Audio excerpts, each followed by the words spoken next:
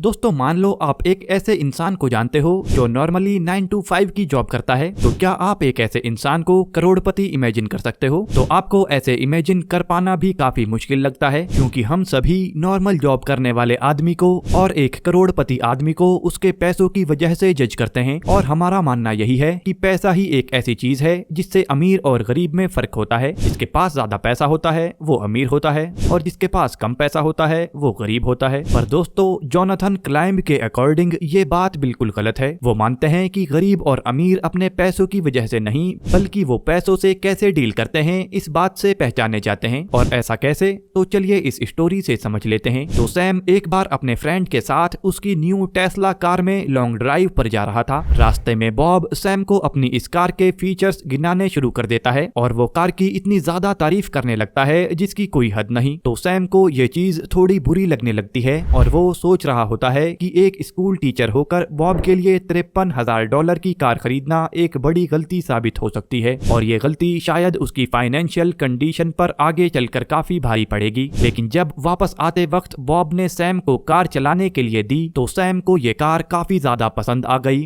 उसको ड्राइव करने के बाद उसका बस यही मन था कि वो किसी तरह से इस कार को खरीद ले। लेकिन सैम ने बॉब की तरह से कार खरीदने की जगह पर उस पैसे की कॉस्ट निकालना शुरू कर दिया, यानी $53,000 जो कि एक बड़ा अमाउंट है, उसकी अपॉर्चुनिटी कॉस्ट निकालनी शुरू कर दी। और सैम एक ऐसा सोर्स ढूंढ रहा था जिससे वो ऐसे एसेट्स बना सके जो एसेट्स उसे कार के जितना ही पैसा कमा कर दे सकें। तो यहाँ पर सैम ने ये किया कि उसने टेस्ला कार खरीदने की जगह पर टेस्ला कंपनी के कुछ शेयर्स खरीद लिए और उस टाइम पर टेस्ला कंपनी के एक शेयर की कीमत $298 थी। और फिर कुछ टाइम बाद टेस्ला स्टॉक की कीमत काफी बढ़ गई और बढ़कर $367 हो गई, जिससे कि सैम को $11,500 का प्रॉफिट हो रहा था। पर सैम ने इस टाइम पर अपने शेयर्स को बेचने की जगह पर उन्हें होल्ड करके रखा। लेकिन कुछ दिनों बाद सैम ने देखा कि मार्केट बहुत तेजी से क्रैश हो रहा है और टेस्ला के शेयर प्राइस इतने ज्यादा कम हो गए हैं कि उनका ग्राफ जमीन छूने लग गया है, जिससे उसका प्रॉफिट उल्टा 20,000 के लॉस में चला गया। फिर अगले 2 साल बाद जब पूरी स्टॉक मार्केट क्रैश हो रही थी तो उस दिन किसी चमत्कार की तरह से कंपनी के शेयर ऊपर जा रहे थे। तो यहाँ पर सैम के लिए एक बड़ा मौका बन गया और ऐसे में सैम ने ज्यादा देर ना करते हुए अपने 75% शेयर्स को $888 के रेट में बेच दिया और बेचकर एक अच्छा खासा प्रॉफिट कमा लिया। तो बस फिर क्या था, सैम ने प्रॉफिट से मिले हुए पैसों से एक ब्रांड न्यू टेस्ला कार खरीद ली। तो देखो दोस्तों होता क्या है,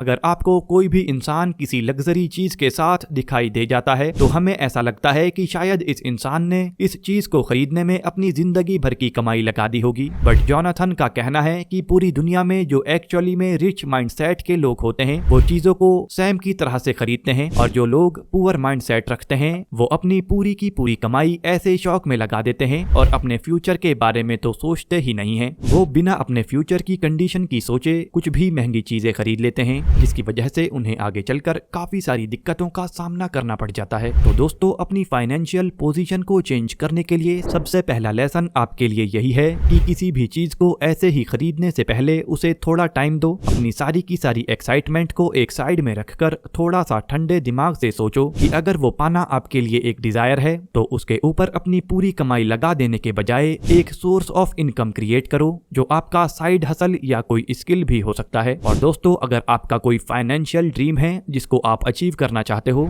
या फिर आप अपने पैसों का कंट्रोल अपने हाथ में लेना चाहते हो तो ऑथर की book from here to financial happiness इसमें आपकी पूरी हेल्प करेगी। तो दोस्तों आज इस वीडियो में मैं आपको इसी बुक की समरी देने वाला हूँ। तो आगे के कुछ मिनट आपको बहुत कुछ सिखाने वाले हैं, इसीलिए इसको आपको बहुत ही ध्यान से देखना और समझना है। Lesson number 1, gate A safety net in case you lose your job. दोस्तों मिडिल क्लास लोगों के लिए उनकी चिंता का सबसे बड़ा कारण होता है पैसा, जिसमें घर का रेंट, बिजली का बिल, EMI भरने का पैसा, पानी का बिल और फैमिली के खर्चे, ये सारी टेंशन उनकी रातों की नींद उड़ा कर रखती है। और दोस्तों अगर आप भी मिडिल क्लास फैमिली से हैं तो आप भी इन सारी प्रॉब्लम्स को जानते होंगे। तो ऐसा इसीलिए होता है कि हमारा जो सारा पैसा होता है वो एक ही जगह से आ रहा होता है, यानी कि हमारी कोई जॉब हो सकती है या फिर कोई छोटा बिजनेस हो सकता है और हम पूरी तरह से सिर्फ उसी काम पर डिपेंड रहते हैं। तो जोनाथन बताते हैं कि एक सोर्स ऑफ इनकम वाले के ऊपर बहुत ज्यादा प्रेशर होता है क्योंकि उनका एक तरफ पैसा आता है और अलग अलग खर्चों में बंटकर खत्म भी हो जाता है। और दोस्तों उनको हमेशा ये डर लगा रहता है कि अगर उनका ये इकलौता इनकम सोर्स भी बंद हो जाता है तो तब वो लोग क्या करेंगे, क्योंकि कोई और ऑप्शन तो उनके पास है ही नहीं। और ये बात भी हम सभी लोग जानते हैं कि हमारी लाइफ काफी अनसर्टेन है, जिसमें कोई भी दिक्कत कभी भी आ सकती है। जैसे हाल ही में अभी कोविड-19 का लॉकडाउन शुरू हुआ था, तो उस टाइम पर पैसों की चिंता लगभग सभी को सता रही थी, चाहे कोई जॉब करता हो या फिर किसी का कोई बिजनेस ही क्यों ना हो। और सबसे बड़ा रीजन इसका ये था कि कोई भी इस सिचुएशन के लिए पहले से तैयार ही नहीं था, और इससे डील करने के लिए तो कई लोगों के पास इमरजेंसी फंड भी नहीं था। इसीलिए दूसरी इंपॉर्टेंट चीज जो आपको आपकी फाइनेंशियल डेस्टिनेशन में आगे बढ़ने के लिए काफी जरूरी है, जो कि है अपने पैसे के प्रेशर को कम करना, जो कि जोनाथन के अकॉर्डिंग एक इमरजेंसी फंड क्रिएट करने के बाद ही पॉसिबल होगा, जिससे अगली बार कोरोना जैसी कोई अनएक्सपेक्टेड सिचुएशन आ जाए तो इस सिचुएशन से डील करने के लिए आपके पास पहले से ही एक शील्ड मौजूद हो आपके इमरजेंसी फंड के रूप में। तो इस इमरजेंसी फंड को क्रिएट करने के लिए कैसे भी करके आपको 3 से 6 महीने के लिविंग एक्सपेंसेस जितना पैसा किसी सेविंग अकाउंट में या किसी लो रिस्क वाले इन्वेस्टमेंट में रखना होगा। यानी आपको 3 से 6 महीने का खर्चा अपना बचा कर रखना होगा, जिससे आपको जब भी उसकी जरूरत हो तो आप उसे इस्तेमाल कर सकें। और जब आप ये इमरजेंसी फंड क्रिएट कर लोगे तो अभी आपको पैसे को लेकर जितना माइंड में स्ट्रेस और चिंता रहती है वो काफी हद तक कम हो जाएगी। Lesson number 2, you will beat your distraction by thinking ahead. तो दोस्तों सोच कर देखो कि आपको छोटी छोटी बातों के लिए भी कई घंटे या फिर कई दिनों तक सोचना पड़ता तो क्या होता। तो नो डाउट इसके अंदर आपका बहुत सारा टाइम वेस्ट हो जाता, पर अच्छी बात यह है कि असल में ऐसा नहीं होता। हमारी जो इंस्टिंक्ट होती है इसकी वजह से हम बहुत ज्यादा देर ना करते हुए जल्दी से फैसले ले पाते हैं। तो एक तरफ अगर देखा जाए तो ये हमें बहुत जल्दी फैसले लेने में पावर देता है, वहीं दूसरी तरफ ये हमारे फाइनेंस के लिए कई बार खतरा भी बन सकता है, क्योंकि मैंने आपको शुरू में ही बताया था कि जब भी बात खर्चों पर आती है तो आपको बहुत ज्यादा सोच समझकर फैसला करना पड़ता है। पर दोस्तों इस इंस्टेंट की वजह से आपके लिए सब्र रख पाना थोड़ा मुश्किल हो जाता है। बेसिकली दोस्तों ऐसा इसलिए होता है कि क्योंकि हमारी जो कंडीशन है वो फ्यूचर से ज्यादा आज में जीने वाली होती है, जिस वजह से हम इस बारे में ज्यादा नहीं सोच पाते, बस ऊपर ऊपर से प्लानिंग कर लेते हैं। और इसको कम करने के लिए जोनाथन हमें बताते हैं आपको सबसे पहले अपने अभी के खर्चे पर ध्यान देना चाहिए कि कहां पर कितने पैसे आपके सबसे ज्यादा जा रहे हैं, कहां पर जा रहे हैं, और आपको सबका अकाउंट करना चाहिए। फिर उसके अंदर टैक्स ऐड करके अपनी फाइनेंशियल इनकम से माइनस कर देना चाहिए। ये सभी प्लस माइनस करने के बाद अब आपके पास जो अमाउंट बनेगा उसको आपको अपने किसी इन्वेस्टमेंट के लिए संभाल कर रखना है, क्योंकि दोस्तों ये सभी बातें तो हम भी जानते हैं कि फाइनेंशियल फ्रीडम अचीव करने के लिए इन्वेस्टमेंट करना उतना ही जरूरी है जितना ताला खोलने के लिए चाबी। Lesson number 3, no savings with डेब्ट। देखिए मेजॉरिटी लोगों के अंदर देखा गया है कि जब भी फाइनेंशियल फ्रीडम की जर्नी शुरू करते हैं तो वो इस काम को अपने कर्जों के साथ ही करना शुरू कर देते हैं। मतलब कि वो एक तरफ अपनी EMI को पे करते हैं, उसी तरह थोड़ा थोड़ा पैसा बचाकर इन्वेस्ट करने की ट्राई करते हैं। इसीलिए जोनाथन कहते हैं कि जब भी आप अपनी फाइनेंशियल जर्नी शुरू करो तो सबसे पहले आपको अपने ऊपर से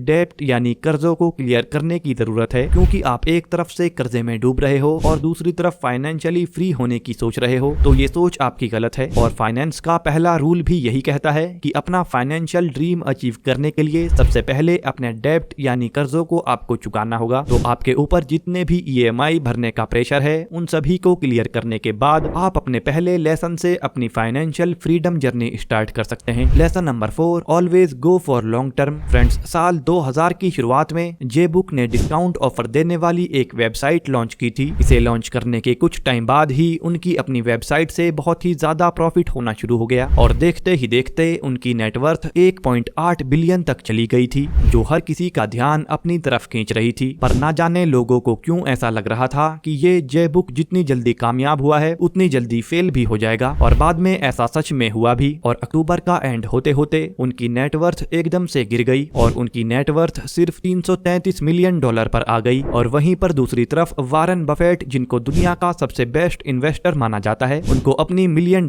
की कमाई करने में 55 साल लग गए थे। पर उनके केस में अच्छी बात यह थी कि उनको कामयाब होने में इतना टाइम लगा और उसके बाद वो पूरी तेजी से ग्रो होते चले गए। और आज भी अगर आप देखेंगे तो वो अपनी आधी से ज्यादा कमाई डोनेट करने के बाद भी वर्ल्ड के टॉप रिचेस्ट लोगों में आते हैं। जोनाथन हमें इन दोनों एग्जाम्पल से लॉन्ग टर्म की पावर को समझा रहे हैं। तो वारन बफेट जो थे उन्होंने अपना पैसा लॉन्ग टर्म के लिए स्टॉक मार्केट में इन्वेस्ट कर रखा था, और अभी वारन बफेट के पास कोका कोला कंपनी के बहुत सारे शेयर्स मौजूद हैं, और कोका कोला कंपनी के शेयर होल्ड करने से ही उनको कम से कम $547 मिलियन का डिविडेंड हर साल मिलता है, जबकि कोका कोला के CEO की सालाना सैलरी भी $16 मिलियन है। तो यहाँ पर समझने वाली बात यह है कि इस मुकाम को हासिल करने के लिए वारेन को काफी लंबा टाइम लग गया और आज कहीं जाकर वो दुनिया के टॉप रिचेस्ट लोगों में गिने जाते हैं। और अगर आप अपना पैसा कहीं इन्वेस्ट करने की सोच रहे हो तो आप शॉर्ट टर्म का नहीं बल्कि लॉन्ग टर्म के लिए इन्वेस्ट करने की सोचिए। फ्रेंड्स, होपफुली आपको आज की वीडियो से कुछ अच्छा सीखने को मिला होगा।